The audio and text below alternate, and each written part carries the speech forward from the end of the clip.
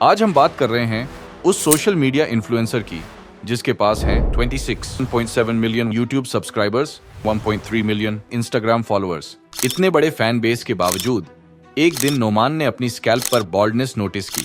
चलिए सुनते हैं उनसे उनका experience from before surgery to the complete procedure और क्या सीक्रेट है उनकी अपकमिंग ट्रांसफॉर्मेशन का। Hi guys, Noman this side. जैसा कि आप लोग मुझे जानते हैं नोमान ऑफिशियल के नाम से। आप लोगों ने काफ़ी वीडियोस देखी होंगी मेरी यूट्यूब पर, इंस्टाग्राम पर, फेसबुक पर। तो गाइस, जैसा आपको पता है मैं भी उम्रे पर गया हुआ था और सुन्नत के मुताबिक वहाँ पर हेड शेव होता है। तो मैंने हेड शेव कराया और अपना देखा कि मेरी हेयर लाइन ऊपर जा रही है। और ये देखकर तो मैं पागल हो गया, सच में पागल हो गया। किसी वक्त से पहले जब हेयर लाइन ऊपर जाती है ना तो इंसान का दिमाग घूम जाता है। तो मेरा भी वही हाल हुआ और मेरा दिमाग घूम गया। इतनी कम एज में मेरा हेयर लाइन ऊपर कैसे जा रही है, और लोग मुझे 30 या 32 साल का समझ रहे थे। तो मैं तो पागल हो गया। फिर मैंने रिसर्च कर दी स्टार्ट हेयर ट्रांसप्लांट के लिए। और रिसर्च करते करते फिर मैं यहाँ क्यूएचटी क्लिनिक पर अपना हेयर ट्रांसप्लांट कराने आज आ गया।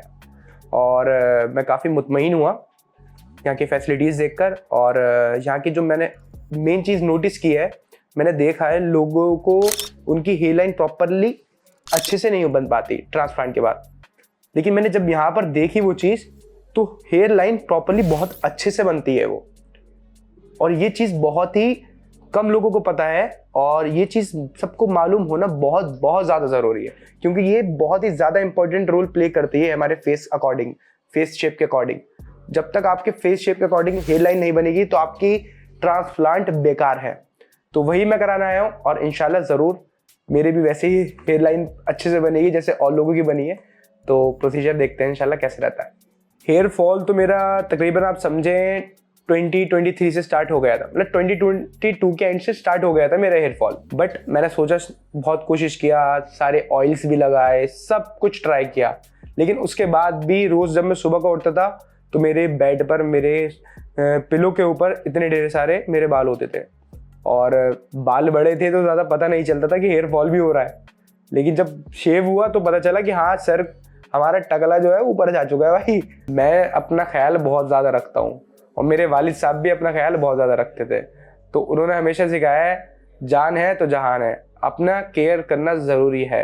हेल्थ हो, बाल हो, आपकी बॉडी हो, कुछ भी हो, आपको हमेशा अच्छा दिखना चाहिए। और मुझसे ये बर्दाश्त नहीं हो सकता कि मैं अपना वक्त से पहले ही चांद पहले से पहले देखूं। मैं नहीं बर्दाश्त कर सकता। तो मुझे ये बाल बिल्कुल वापस चाहिए, गंजा नहीं होना भाई। क्योंकि जब तक आपके गुड लुक्स नहीं दिखेंगे कैमरे पर, लोग आपको पसंद नहीं करेंगे। और जैसा कि स्टार्टिंग से आप लोगों ने आपको देख रखा है ना, लोग आपको उसी तरह से पसंद करते हैं। अब आप चेंज हो जाओगे तो लोगों के लिए बोरिंग हो जाओगे, और जब बोरिंग हो जाओगे तो यार फिर किसको चाहिए यार। जब तक अच्छे दिख रहे हो तो चल रहे हो मार्केट में।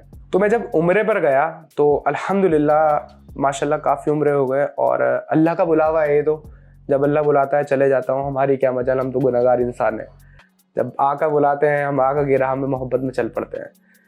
जब मैंने हेड शेव कराया अपना, मेरा प्लान कोई नहीं था हेड शेव कराने का। मैंने सोचा था यार, मैं हेयर फॉल तो हो ही रहा है थोड़ा बहुत, हेड शेव नहीं कराऊंगा। मुझे नहीं पता था कि मेरी हेयर लाइन इतनी ऊपर जा चुकी है और मेरे बाल मिड से भी कम हो चुके हैं। लेकिन जब मैंने हेड शेव कराया तो मेरा सर इतना ऊपर दिखने लगा और बिल्कुल चिकना हो दिखने लगा। मेरा फ्रेंड ने मुझसे बोला, तेरे बालों को क्या हो गया?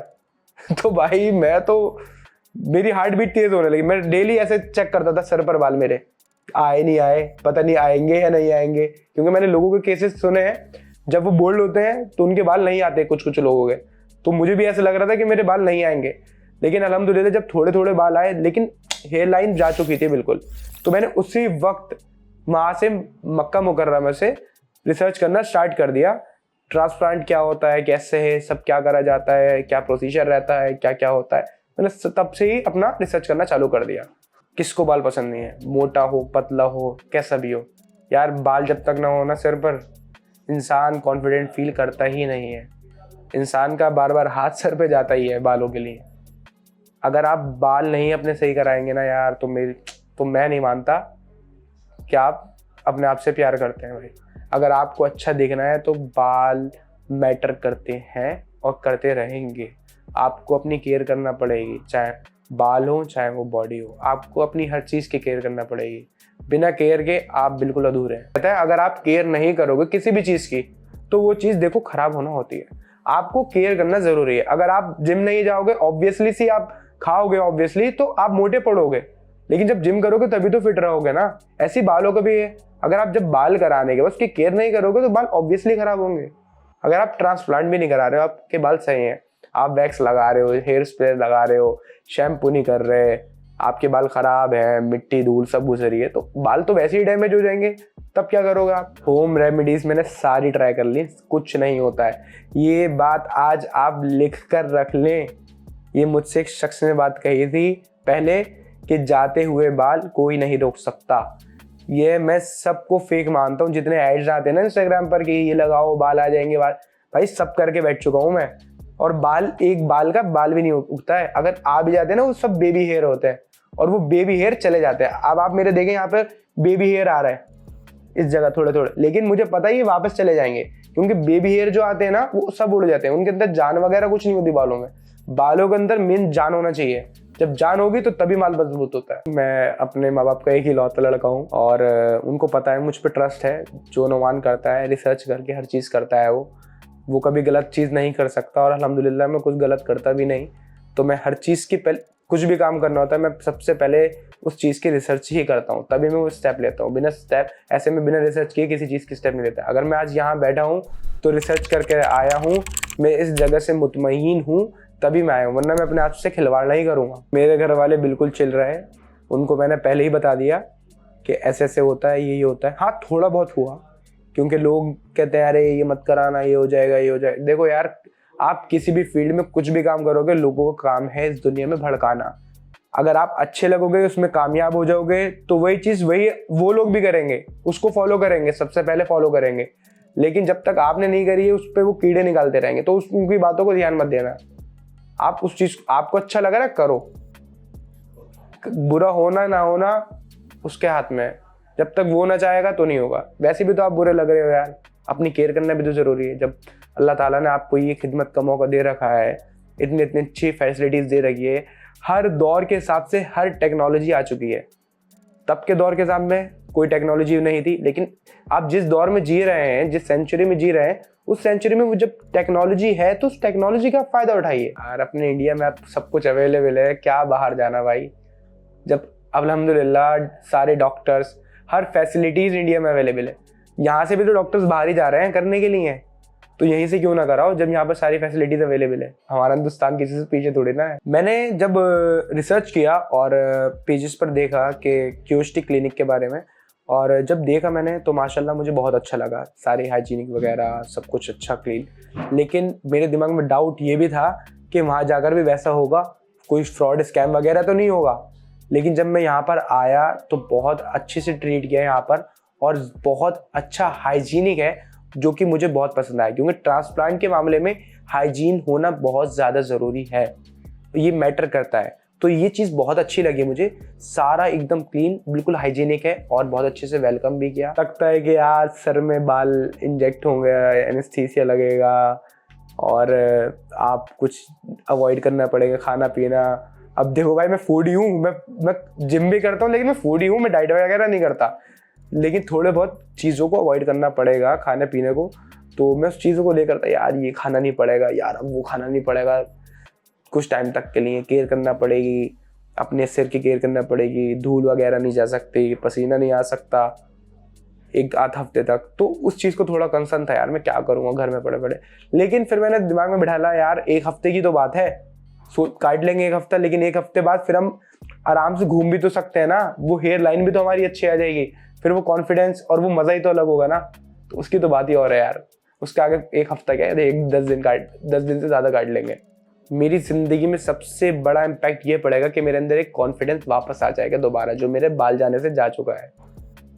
और वो मेरा कॉन्फिडेंस लो हो गया है उसको लेकर, और मेरे अंदर वो कॉन्फिडेंस लेवल बढ़ जाएगा दोबारा से, और हो सकता है डबल हो जाए, क्योंकि मेरा कॉन्फिडेंस कभी कम नहीं होता। अभी डॉक्टर से मेरी बात हुई है, और लेकिन अभी ग्राफ्स के बारे में बात नहीं हुई है। और मेरे ग्राफ लगेंगे, बट अभी उन्होंने इतना नहीं बताया कितना लगेगा ग्राफ। और बाकी वगैरह मुझे बताया, मेरी ब्लड रिपोर्ट्स वगैरह सब चेक कर लेंगे, और माशाल्लाह अल्हम्दुलिल्लाह सारी रिपोर्ट्स बिल्कुल ठीक हैं। और अब थोड़ी देर में बस प्रोसीजर स्टार्ट होगा मेरे ट्रांसप्लांट का। और अब जो है मैं जा रहा हूँ ओटी के अंदर अपना ट्रांसप्लांट कराने के लिए। दुआ करना अच्छे से ट्रांसप्लांट हो और फिर बहुत जल्द इंशाल्लाह आप मेरा रिजल्ट देखोगे। ये है हमारे पेशेंट की बिफोर कंडीशन, जहां उन्होंने डिफ्यूज ग्रेड 4 बॉल्डनेस के काफी चैलेंजिंग सिम्टम्स फेस किए। इनकी हेयरलाइन और टेम्पल्स पूरी तरह से रिसीड हो चुकी थी, साथ ही फ्रंटल और मिड स्कैल्प एरिया भी नोटिसेबली डैमेज था।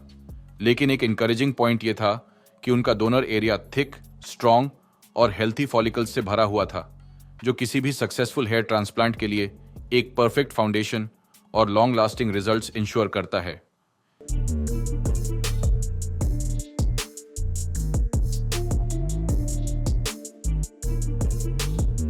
आप भी बॉल्डनेस से बहुत ज्यादा स्ट्रेस और नेगेटिव फील कर रहे हैं तो हमें कमेंट करें या फिर हमारे एक्सपर्ट्स से अपने डाउट्स शेयर करें।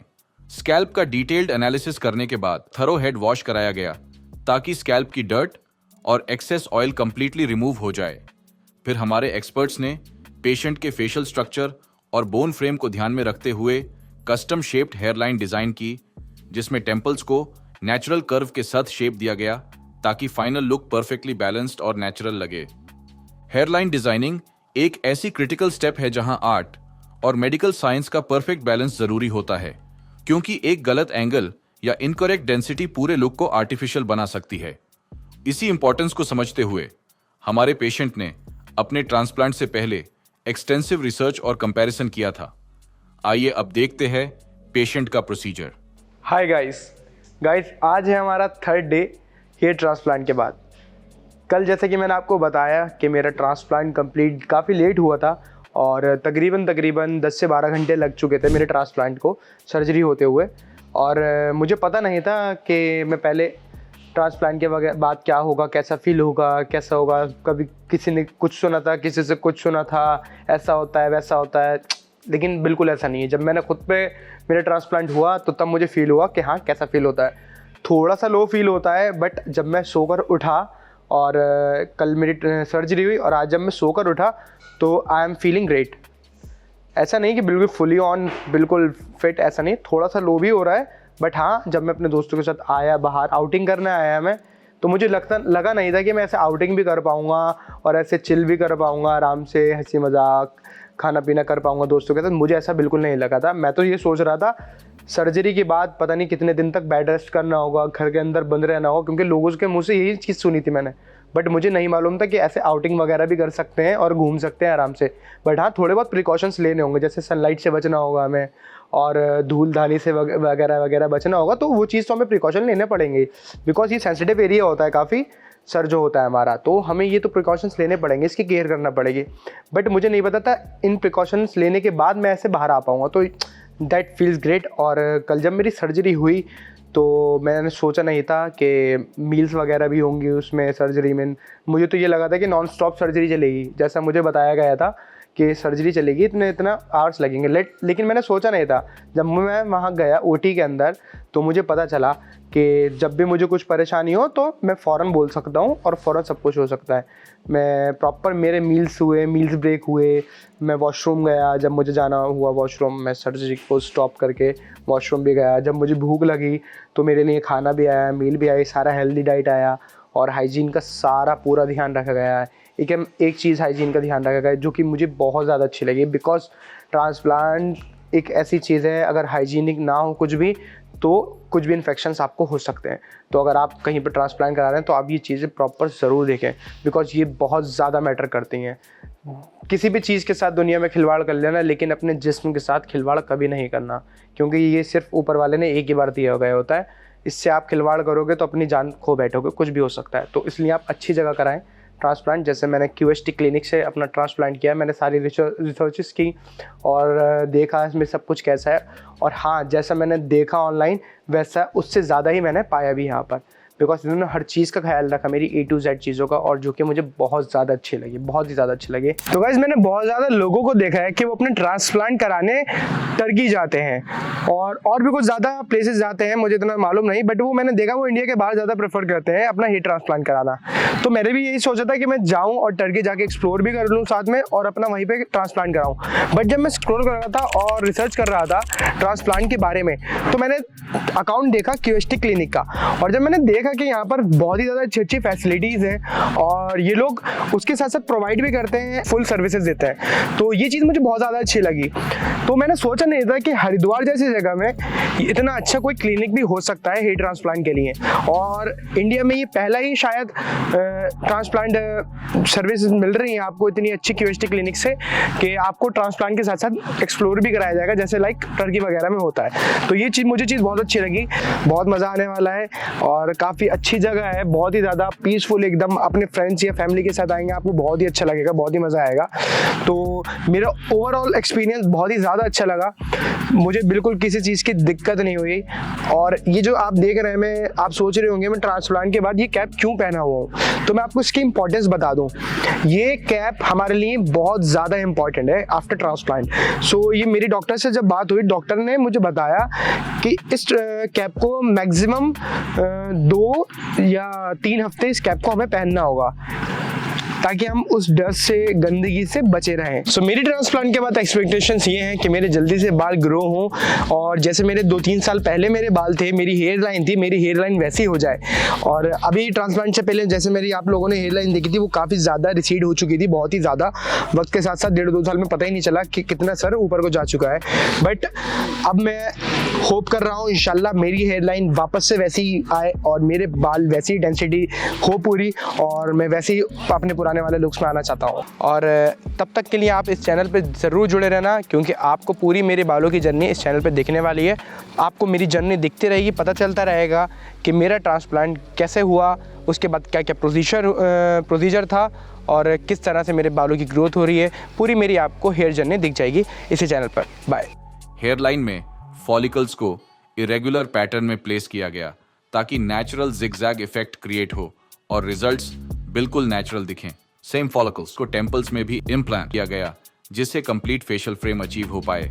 फिर हमारे एक्सपर्ट्स ने फॉलिकल्स को जोन के नेचुरल ग्रोथ पैटर्न के अकॉर्डिंग इम्प्लांट किया जिससे एकदम रियलिस्टिक आउटकम अचीव हो पाए। फ्रंटल और हाफ मिड स्कैल्प एरिया में डबल और ट्रिपल हेयर फॉलिकल्स इम्प्लांट किए गए जिससे ओवरऑल वॉल्यूम और कवरेज एनहांस हो गई। इस पूरे सर्जरी में कुल 3700 ग्राफ्ट्स इम्प्लांट किए गए जो पेशेंट के सेफ डोनर जोन से केयरफुली एक्सट्रैक्ट किए गए थे। यही ग्राफ्ट्स उनके लुक को कंप्लीटली ट्रांसफॉर्म करने में की रोल प्ले करते हैं।